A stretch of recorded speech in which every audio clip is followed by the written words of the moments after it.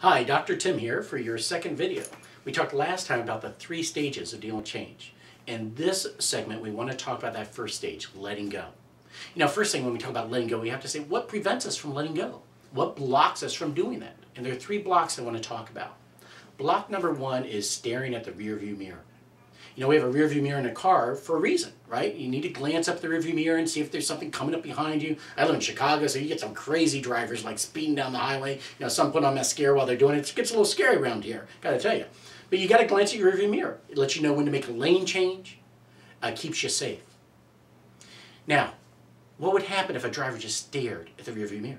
They locked in and they never moved their eyes away from it. They crashed their car. It's the same thing in life. We need to glance at our past, we need to vent out our past, we need to honor our past. But if we stay stuck and we just stare at the past and keep yearning for the past, we're going to crash our lives. So the rearview mirror keeps us blocked. Second thing that keeps us blocked is blame. Now look, I understand blame, I get it, I'm a psychologist. There are reasons we blame. Right? In fact, you turn on the news and we immediately try to find someone to blame. Whether even a natural disaster, we want to know who's at fault, who's not doing the right thing. And while it's good to learn from these experiences, why do we focus so much on blame? And here's why.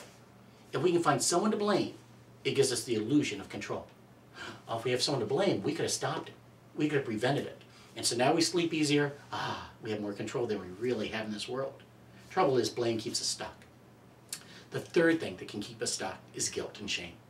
Now this is where you're not blaming someone else, but boy, you beat yourself up. And you just, I can't believe I did that. I can't believe I did that. And you just live in that shame.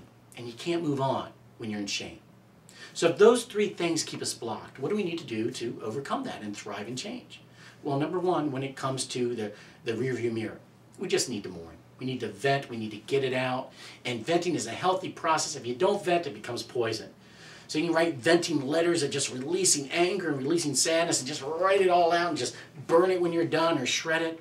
But the idea of getting the release, or exercise is a way to also get the release, but somehow mourn and vent the past versus just staring at it.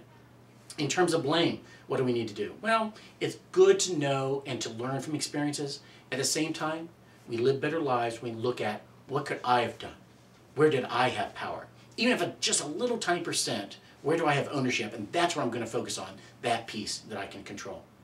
And then finally, when it comes to guilt and shame, hey, I get this. This is a tendency for me. I understand it. But you know what? There's a time in the past when I did something really horrific, and I was struggling with it in shame, and I had a good friend that looked at me and said, Tim, shame is selfish. Shame is selfish? He goes, yeah, it's all about you. Look what I did. I can't believe how bad I am. It's all self-focused. He said, instead, live with conviction. Make amends. Reach out. Help people. Quit thinking about yourself and think about others. And it really changed the whole way I looked at shame. So write venting letters and mourn. Make sure you take ownership for what you can't control. And if you're in some shame, see it as selfish and get convicted to do better. In our next segment, we'll talk about the second stage of change.